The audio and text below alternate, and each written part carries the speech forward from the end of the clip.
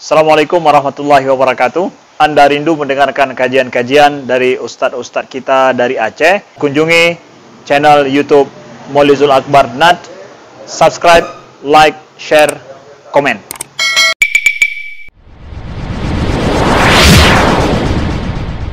Kemudian pertanyaan kedua, kalau kita habis melakukan solat paket subuh tadi, kita melakukan solat paket subuh tadi, tapi syaratnya dari paket dari subuh, setelah itu langsung kita lakukan solat duha, boleh tidak? Boleh, tidak mengapa, karena itu sudah masuk waktu duha, namun tidak di waktu yang afdal. Itu saja kekurangannya. Lebih bagus kita tunda solat duha nanti saja di jam-jam 9, jam 10, itu yang terbaik. Tapi kalau kita model PNS masuk kantor yang nggak bisa solat lagi nanti, kalau udah masuk kantor nggak ada lagi cerita bisa solat duha, ambil di waktu awal, ya, itu lebih baik, ya.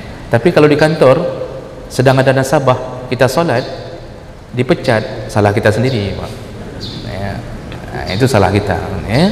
Jadi tidak mengapa, dibolehkan insyaallah.